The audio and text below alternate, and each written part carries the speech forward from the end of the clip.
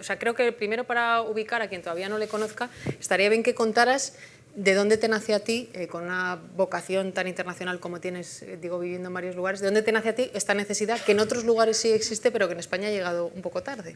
Es buena pregunta, porque en realidad de internacional tengo muy poco. He nacido en una ciudad muy provincial que se llama Torino, una ciudad industrial, y con los 20 años he tenido la posibilidad de recibir una beca y me fui a estudiar fuera. Y nunca he vuelto a Italia, me he quedado en Europa. Italia es parte de Europa, España es parte de Europa, pero sí, sigo por aquí.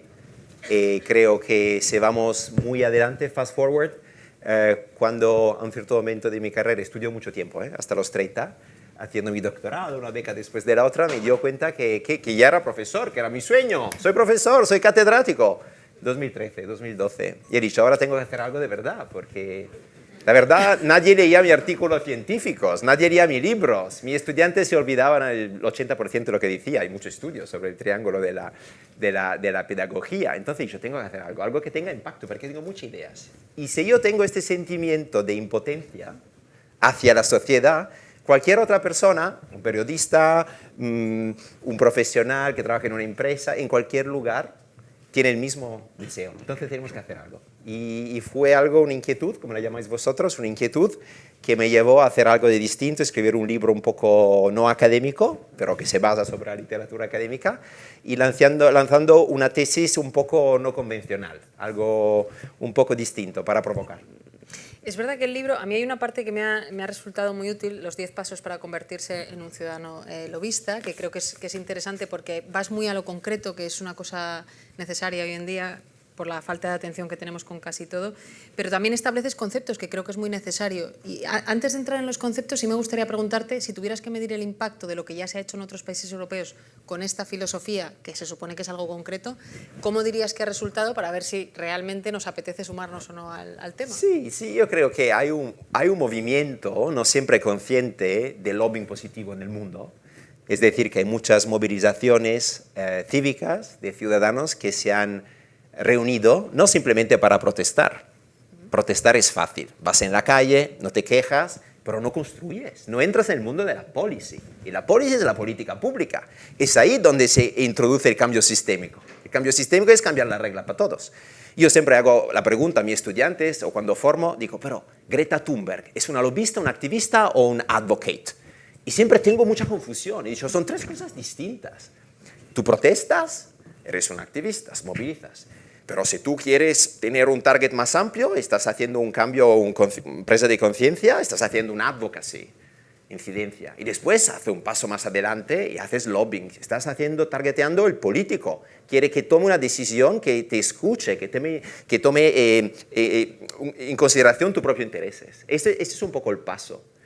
Y hay muchas historias en cada país, yo diría europeo y fuera de Europa, de ciudadanos que han conseguido montar una lobby buena, es decir, no simplemente avanzar un interés particular, que es de una empresa, de un sector, pero el interés público, el interés general, que es la salud pública, el medio ambiente, los intereses que están difundidos, ¿no? Pertenecen a todos, pero a nadie. De hecho, antes de entrar le decía yo lo de los prejuicios, que yo tengo muchos con este tema, y una cosa muy interesante que hace tu libro, aparte de introducir matices, una sociedad en la que los matices están penalizados, es contar ejemplos concretos. Ya, como ves, me gusta mucho lo concreto. Este actor mexicano, o sea, ejemplo de lobby que no sean grandes corporaciones malignas con cuernos y... Un actor mexicano al que le explican el tema de las bebidas azucaradas, demasiado azucaradas, y decide emprender una campaña. Es uno de los ejemplos que tú pones, aparte de los Dreamers y otros. Este, por ejemplo, yo no lo conocía. ¿Ese sería ejemplo de lobbying positivo? Absolutamente. Es un ciudadano mexicano que se da cuenta que en México los niños, las niñas, los adolescentes beben más Coca-Cola y otros soft drinks que agua, y dice que esto no puede ser. Entonces crea el Poder Consumidor, que es esta organización ONG, que empieza a vender una política específica, que es la taxación de las sodas. Es una medida complicada. Todas las formas de fiscalidad son regresivas. No todo el mundo está impactado de la misma manera. Pero ha pensado que esta era la única manera de denormalizar algo que había sido normalizado. El hecho de que no se bebía agua, se bebían soft drinks. Y lo ha conseguido porque ha sido el primer país al mundo que ha creado una soda tax, que después se ha difundido en otros países. No estoy seguro que es la mejor política pública en términos de coste-beneficio para la sociedad, pero ha empezado un debate muy importante que ha obligado a la empresa, el mundo también empresarial, de internalizar los costes, porque el precio de la Coca-Cola ya no internaliza los costes que hace el planeta a la salud. ¿Y ese sería un ejemplo de ciudadano lobista para ti? Este es un ciudadano lobista. O al ser una persona con una posición pública, no es tanto un ciudadano que viene de la nada. No tenía posición pública. Era un señor ciudadano que ha decidido de movilizarse por una causa que le estaba muy cerca al corazón. Ajá. Y ha utilizado el mismo repertorio de herramienta que la industria habría utilizado para mapear un poco el sector, saber quién era el Ministerio de la Salud, la persona que habría podido escucharlo, consultación pública, y ha utilizado el proceso. Ha cambiado el sistema dentro del sistema, en lugar que simplemente protestar, es decir, estamos bebiendo demasiada Coca-Cola. Entonces, absolutamente entra en la definición de ciudadano lobista. Quizá escoger ejemplos como haces tú en el libro hace que los que tenemos dudas estemos más convencidos. Es decir, es una idea muy buena, que consiguió llevarla a cabo, que consiguió que tuviese un impacto en la legislación de su país, y hay más ejemplos en el libro. O sea, que decir que sí que está ocurriendo en otros países, aunque sea muy minoritario, ¿no? Absolutamente. En Europa, mi ejemplo, que ha sido un poco una epifanía, fue en el 2012, cuando algunos estudiantes me dijeron, ¿qué podemos hacer más en Europa? Y yo dije, mira, esto es un desafío, nunca lo he pensado, ¿qué podemos hacer más para integrarnos? Y era el 2012. El 2012, cuando tú cruzabas un país europeo, recibías un SMS, un texto diciéndote, desde ahora te vamos a meter muchos impuestos, porque cuando pagas el teléfono, tu compañía y hemos pensado que al final era como una frontera. La frontera no existía porque estamos en el espacio Schengen, pero te llegaba ahí. Entonces hemos dicho, ¿qué podemos hacer? Y yo, claro, podemos empezar a utilizar un nuevo instrumento participativo que se llama la Iniciativa Ciudadana Europea, que permite a 7 ciudadanos europeos provenientes de 7 países distintos de pedir a la Comisión Europea de hacer algo. Hemos empezado a coleccionar las firmas, tienes que llegar a 1 millón, no lo hemos conseguido, pero no pasa nada. Este es lo que hemos aprendido, que hemos empezado un debate sobre algo que en realidad había sido normalizado. Claro, tú pasas una frontera que ya no existes, pero la telefonía de tu empresa te hace pagar. De hecho, ha cambiado ahora. De hecho, ha cambiado, 2015. Ahora ya nos ha costado un poquito. Ahora ya se puede. Y pones el ejemplo de recoger firmas. Lo más cercano en mi caso, que yo conocía parecido a esto, aparte de las iniciativas que hay en el Congreso, era Change, por Irene en su época. Pero también mencionas en el libro que hay iniciativas de ese tipo, entre comillas, privadas, porque no es, como estábamos diciendo, dentro del contexto de la Unión Europea, de las instituciones públicas, pero a veces conviven, porque yo recuerdo una iniciativa de Change, que era el tema de los libros de texto, de Elena Alfaro, que consiguió que un grupo político lo llevase. Entonces, era una madre haciendo lobby, consiguiendo que a su vez un partido hiciera lobby dentro del Congreso, ¿no? Exactamente, exactamente. Hay muchas maneras de utilizar la movilización. Yo en el libro soy un poco crítico, y es la razón también por la cual he escrito el libro, con el sistema de peticiones. Es decir, si yo pregunto, ¿cuántas personas aquí han votado una petición, han firmado una petición? Todo el mundo, ¿no? Por favor, sí, sí. ¿Cuántos de vosotros han tenido la curiosidad de ver lo que ha pasado después que habéis firmado? Mucha menos, ¿ves? Ese es el problema. Ha habido una comodificación, hemos mercantilizado la participación, y eso no es bueno. Tenemos que dar más oportunidades al ciudadano, no simplemente firmar, porque vivimos en una sociedad que nunca ha sido tan educada, que nunca ha tenido tanta riqueza, mal distribuida, pero hay, y nunca hemos tenido una expectativa de vida tan elevada. Y al mismo tiempo nos sentimos con falta de impotentes, incapaz de cambiar el cambio. Hay una paradoja ahí, tenemos que cambiarla. Entonces tenemos que desarrollar el modelo de la participación un poquito más allá que la petición. La petición es un instrumento para crear la agenda setting, ¿no? Setear la agenda. ¿Qué tiene que preocupar a la sociedad y los políticos? Pero una vez que el tema está ahí, intentar ofrecer más herramientas a la población, porque al final el lobbying ciudadano es pedagogía. Aunque tú no ganes, tú has aprendido y has hecho un esfuerzo de entender que es complicado ser político, porque tienes que satisfacer a todo el mundo. Y cada política hoy día, imagina la transición ecológica, siempre hay un trade-off. Siempre ganas algo, alguien pierde. Y tenemos que matizar esto en la política. Si tú haces lobbying ciudadano, tú te sientes más humilde, ves que es complicado, es difícil. Y esto es exactamente lo que nos pasa en nuestro sistema político. O sea, no hay deliberación. Tienes un poco de empatía, ¿no?, con la frustración que a veces supone, me imagino, ser político y no conseguir cambios. Hay una reflexión también interesante que está a medio camino entre, como tú dices, hacer lobby y el impacto y medir el impacto, que es la tecnología, que está en nuestras vidas también para hacer el bien. Entonces, el hecho de que los algoritmos, que comentas también en el libro, ¿no?, como estamos un poco condicionados siempre por los algoritmos, también los puedes utilizar en este beneficio, es decir, para conocer el impacto, para informar a la gente del impacto que tiene su petición y su firma. La tecnología es un aliado, me imagino, para el buen lobby, ¿no? Sin duda, sin duda. La tecnología, hemos pensado, ¿no?, hace 10 años que tenía un efecto democratizante. Da voz, permite a cada uno de crear contenido, de ser un microblogger, de crear movilización. Y hemos visto que esto en realidad funcionaba hasta un punto, ¿no?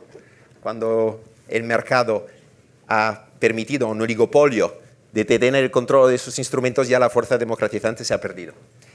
A pesar de eso, es posible utilizar y seguir utilizando estas plataformas de una manera útil, positiva, para encontrar justamente ciudadanos que comparten nuestra causa, que comparten nuestro problema. Y después, con muy pocos recursos, crear la lobby buena, crear el movimiento. Y también monitorear un poco los políticos, porque hay cosas que hacen y no tendrían que hacer. Entonces, la tecnología nos permite la accountability, ¿no? No hay una palabra para decir accountability, controlar un poco, verificar. Y es justamente esta forma de feedback loop, hablo mucho inglés, lo siento, pero no conozco la palabra, un control continuo, ¿no?, entre el electorado y los políticos. Y ese es donde la tecnología nos empodera muchísimo y los datos nos permiten tener un chequeo continuo de lo que pasa y de tener un reality check de cómo nosotros podemos entrar en ese sistema. Esto es posible hoy. No es que no sepas la palabra, es que en España no tenemos una palabra para definir accountability, son varias, rendición de cuentas. O sea, imagínate qué lejos estamos. Ahora estamos más cerca, pero no hay una sola palabra para definir cómo medir ese impacto, ¿no? Bueno, a quien nos esté escuchando ahora dirá, bueno, sí, qué bonito todo, qué positivo. Pero... Venga, voy, Villeiro, voy. Ahora empieza el mambo. Sobre todo porque como hay que esperar a Borja, pues mientras así vamos calentando el ambiente.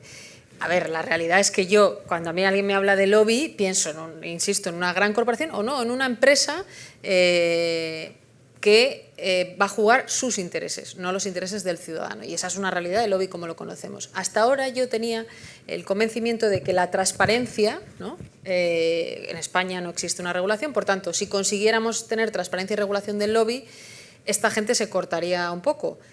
No, porque en otros ámbitos no se cortan un pelo. Entonces, ¿cómo explicamos a un ciudadano español que puede tener la tentación de tener este pensamiento que no es así, que se puede regular, se puede ser transparente y se puede frenar el impulso, no sé cómo decirlo, de las empresas?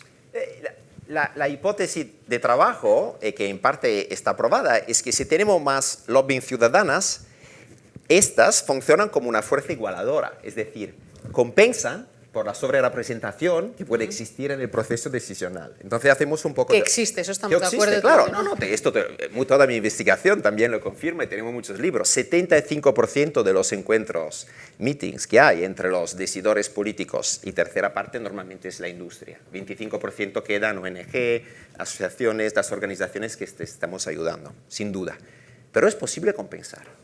Entonces, el Good Lobby durante muchos años estaba trabajando simplemente empoderando a la sociedad civil y creando estas Good Lobby, pero nos hemos enterado un poquito antes del COVID que no, que esto no es suficiente. Si queremos escalar, estoy utilizando un poco el lenguaje de Ashoka para el cambio sistémico, tenemos que involucrar todos los actores y no vamos a conseguir crear un igual acceso al poder si simplemente empoderamos a la sociedad civil. Tenemos también que controlar, monitorear y ayudar a la empresa a hacer lobby de manera más responsable. Y tenemos, esa es la buena noticia, un aliado fenomenal, que son los inversores.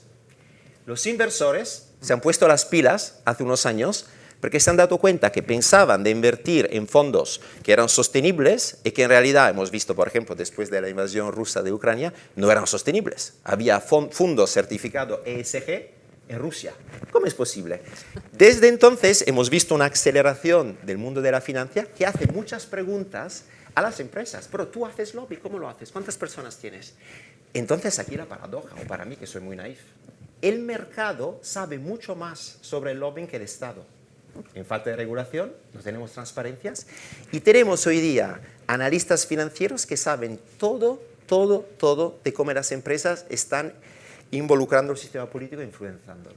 Entonces, si conseguimos dar visibilidad a lo que no es visible, esto va a crear una diferencia enorme, porque tenemos aliados, inversores, empleados, que van a decidir o abandonar un empleador porque no le gusta cómo hacen lobby, y van a luchar contra un fenómeno de falta de alineamiento entre lo que las empresas dicen y lo que las empresas hacen. Entonces yo hablo mucho de olla política, se habla de olla ambiental, olla social. La empresa está transformándose en algo de responsable, pero hay una olla política que se olvida. Y esto es lo que deja atrás, los encuentros políticos, el dinero que han dado a think tanks, que han dado a académicos, que han dado a gente que ha influenciado el proceso decisional que es político. O sea, que tú crees que el impacto negativo que tiene en un inversor o en una empresa estar mal visto desde el punto de vista del lobby puede hacer que ellos también cambien, que su manera de hacerla sea más por el bien común. O sea, pero eso es un acto de fe. Si no les obligas, no sé cuántos van a decidir. Es verdad. Quiero que Almano en su próximo libro hable bien de mí. Y... Es buena pregunta, es buena pregunta. Todas las iniciativas son voluntarias. Son voluntarias. Sí. Nadie obliga a una empresa de ser más transparente, de manera proactiva, contándonos cuáles son los ministros que encuentran, cuánto dinero están invirtiendo aquí y allá. Pero si lo hacen ahora, reciben un pequeño premio, porque hay inversores que tienen esta sensibilidad que van a darle más dinero. Entonces, la alocación del dinero, de la riqueza en el futuro, va a ser distribuida en función no solamente de la huella ambiental y social, pero también de la política. Es un poco el cambio. ¿Y crees que eso cambia según los territorios? O sea, según tú lo dices, yo digo, venga, en los nórdicos esto a tope.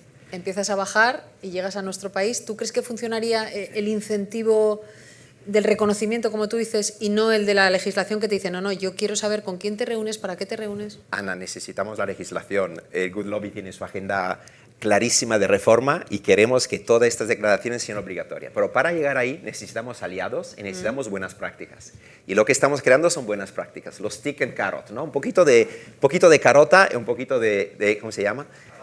Palo y zanahoria. De palo, un poquito de palo. Entonces estamos jugando ahí y yo creo que eso es una forma bastante importante para llegar a la misma sensibilidad que, como dices tú, en algunas regiones del mundo, por ejemplo en el norte de Europa. Y veo que estamos haciendo progreso, pero no hay duda, necesitamos mandatory legislation, legislación obligatoria en este país, como en Italia, estamos muy cerca, aquí estamos muy cerca en otros países, tenemos que crear coaliciones. Sin duda, no podemos imaginar que de manera espontánea todo esto funcione, pero hay una sensibilidad que es absolutamente inédita y nueva y tenemos que utilizarla para acelerar este proceso.